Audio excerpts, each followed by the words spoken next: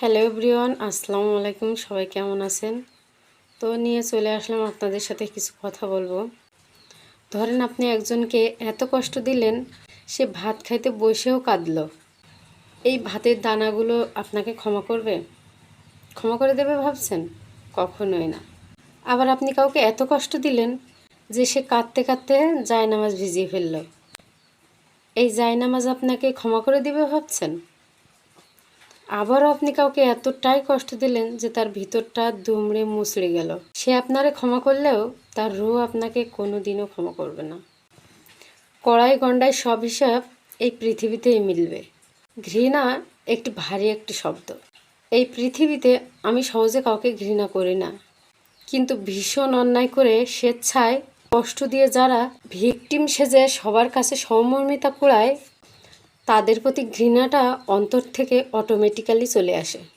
জীবনের এই চলতি পথে আমাকে যারা আঘাত করেছিল কিংবা ভেঙে চুরমার করেছিল, ওরা কেউ আমার পর ছিল না। ওরা বেশিরভাগই আমার কাছের চেনা জেনা মানুষ ছিল। অচেনা পথের পাশের ছিটের কেউ কখনো আমাকে ভুল করেও দুঃখ দিয়ে যায়নি। দুঃখ আমি পেয়েছি আপন পরিচিত মানুষের কাছে।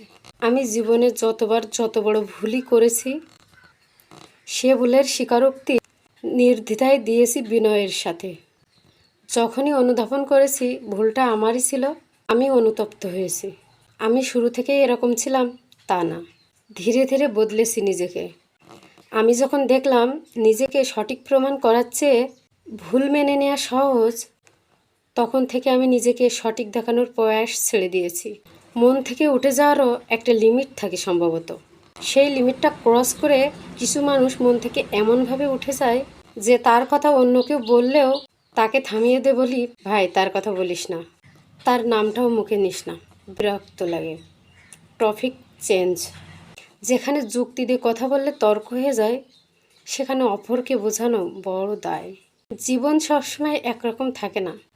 সময়ের সাথে সাথে সব কিছুর পরিবর্তন হয়। আজ যে দুঃখ আমাদের কাঁদাচ্ছে, আগামীকাল হয়তো সেই দুঃখই আমাদের শক্তি হয়ে উঠবে। যেমন করে ঋতু বদলায়, ঠিক তেমনই মানুষের মন, সম্পর্ক এবং পরিস্থিতি বদলায়। কখনো সুখের মুহূর্তগুলোকে আঁকড়ে ধরে রাখতে ইচ্ছে করে, আবার কখনো দুঃখের মুহূর্তগুলো যত দ্রুত সম্ভব চলে যাক এই কামনা করি। কিন্তু সত্যি হলো এটাই, কিছুই স্থায়ী নয়। প্রতিটি মুহূর্তই ক্ষণস্থায়ী।